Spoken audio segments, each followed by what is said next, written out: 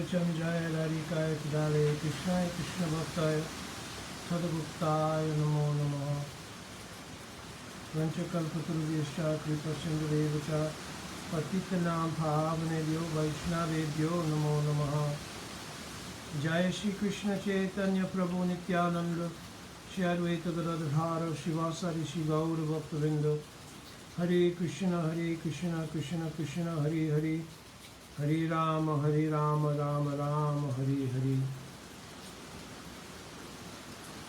So, Dhanavad Pranam devotees. I wanted to take a short time this morning before I begin cooking for Thakurji to go over perhaps a verse which I think would be very helpful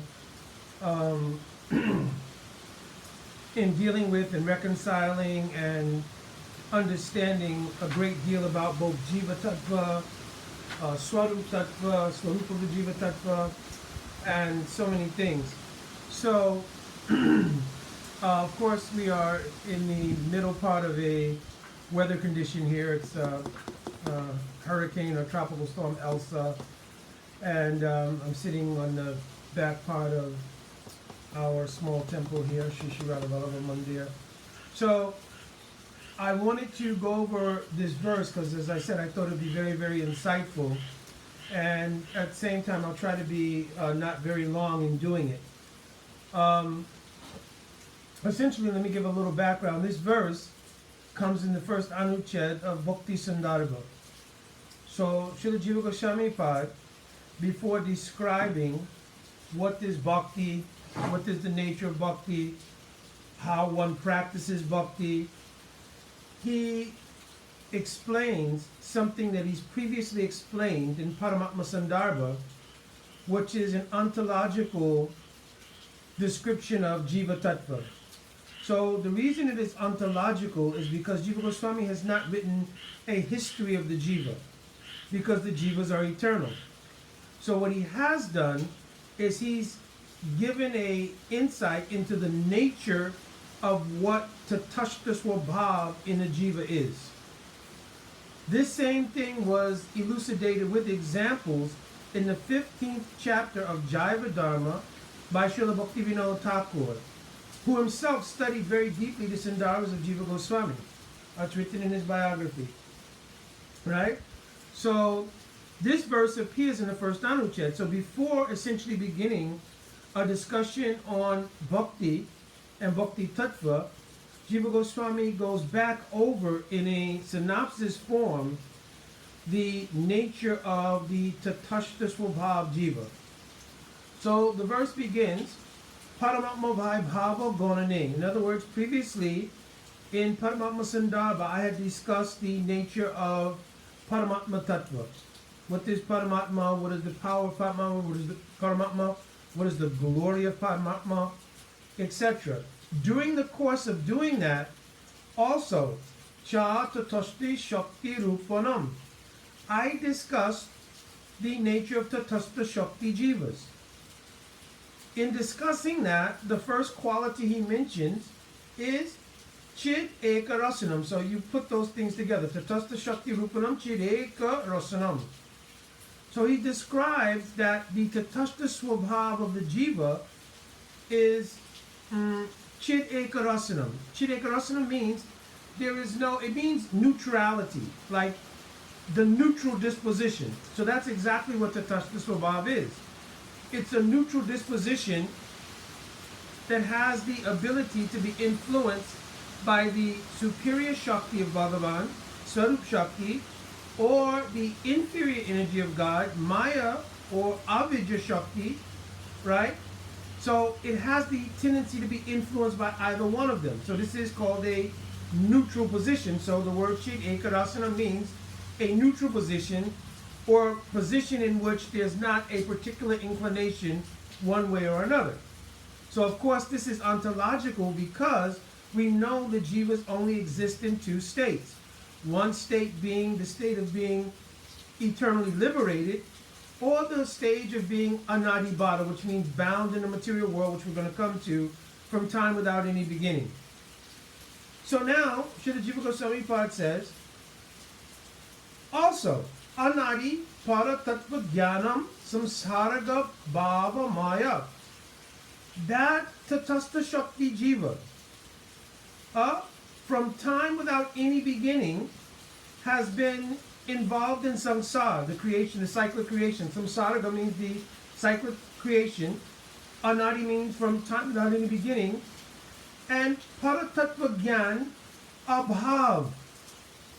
His existence, abhav maya means the existence of that tatastha shakti jiva, has been the abhav of paratattva jnana. So what is paratattva jnana? Paratattva jnana is a synonym for Swarup Shakti. Swarup Shakti means that potency which reveals Bhagavan and concomitantly reveals the nature of the individual jiva and the relationship. That Paratattva Jnana Swarup Shakti has been abhav. In this case, the word abhav, because there's a whole, like in Nyaya Dashan, abhav, there are four kinds of abhav. Pradamsa bhav, Ananya bhav, Ayantika bhav, and Praga bhav. Here, Praga bhav is being indicated. Praga bhav means prior non-existence. So Jiva Goswami Pad is saying, in the Tatastha Shakti Jiva, right, that Paratattva Jnana Swarup Shakti, from the time they've been, which is from Anadi Kal, in the cycle of the creation, has been abhav or absent in the jiva.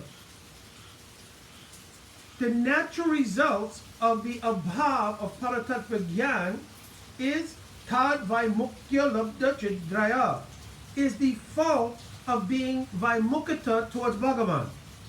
So what does vaimukata mean? Vaimukata means, like in the verse, what is that verse?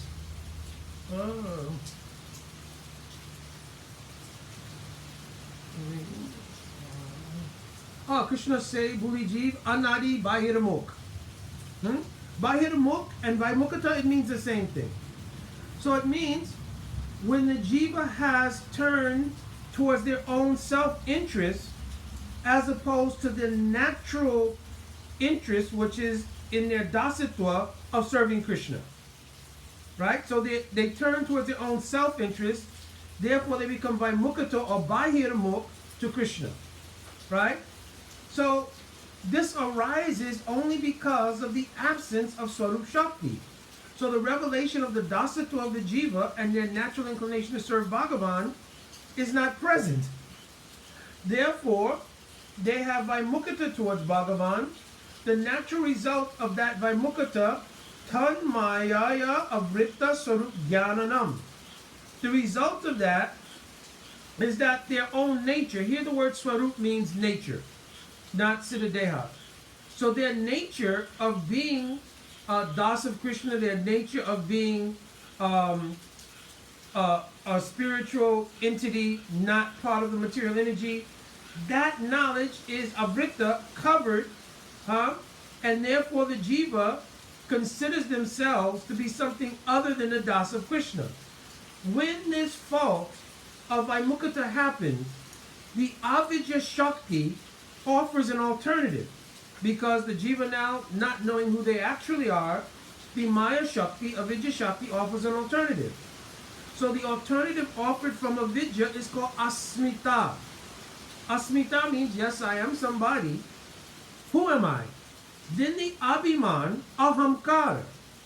I am the Karana, cause, and Karata, doer of everything in my sphere of activity. Now, Krishna directly confronts this misconception in Bhagavad Gita. Prakriti kriyamanani gunai kamani savasha aham kara vimuratma kartaham iti manyate. So those who are under the bewilderment, vimuratma, of thinking themselves to be the Karana and Karata, they're in a state of illusion. But this is a natural byproduct of being Vaimukata to Krishna, that one considers themselves to be the enjoyer, and therefore the Karana and Karata of creating that enjoyment. right? So, because of the ahamkar, now a upadi is needed. Upadi means a particular designation in which to carry out this false conception. Therefore, kamana daivana natrena janto dehopapatye Sri Uttravavesta Pungsam Reta Kanarsaya. In the cycle of samsara, the Atma appears in the womb of a woman provided by the male semen, and they take birth according to their karma. And in that karmic package is a particular upadi. I am the son of this person, this is my culture, race, background, I am male, female, etc., etc. All of that comes in the karmic package, right? That is part of their having the upadi of fulfilling the desires to have separate interests from Bhagavan, right? So now, that's why one verse that describes the nature of bhakti is Sava Upadi Vinir Muktam Tatpatvena Nirmalam, right? The removal of upadis, right? So the removal of upadis to get to the actual nature of the soul or Atma, right?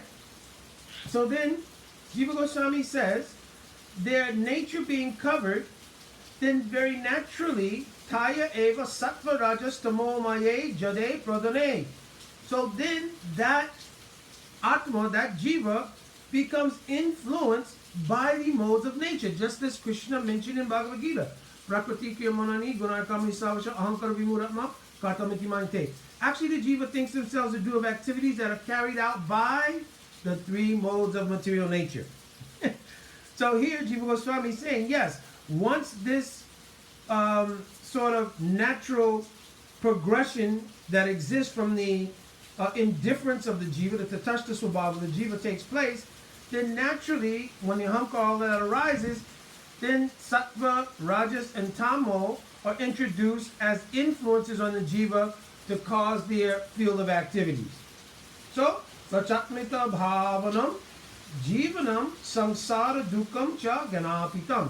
Therefore, the Jiva has the vicarious experience of going through one life after another, experiencing happiness and distress. Of course, generally it is unhappiness. So, Dukam Cha Ganapitam, right? Because the Jiva's perception of suffering is due to their vicarious identification with the ahamkara and the upadis that they take on, and therefore when their karma plays out, rag and dvesh, which are two other features of avidya, right, come, right? Rag means the attachment to the tendency to enjoy, and dvesh means the aversion to things which are natural byproducts of the material world, adibautic, adidivic, adiatmic miseries, the aversion to those things.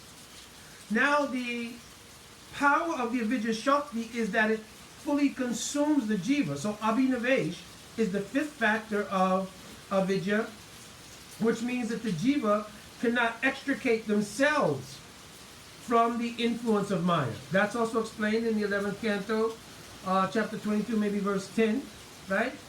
Anadi avidya yukta sha. So here again the word anadi avidya yukta is mentioned. The connection with avidya is anadi, without any beginning. Purushasha atmavedanam. Right? Swato na sambhavanti anya ganatva ganado bhave. That the jiva can't extricate themselves. Swato na sambhavanti. You cannot extricate yourself from Maya. Anya, it requires another person who? Ganatva, the realized soul. And ganado bhave means they're mercifully inclined to give you Swarup Shakti, which is the power to break your illusion and bring you out of the material influence. So this verse is very, very important because it explains many things, and this is coming from the sort of mool or root siddhantic facility of our line, right? Because every acharya who's written after Jiva Goswami, the basis of their siddhantic conclusions has come from Jiva Goswami. Right?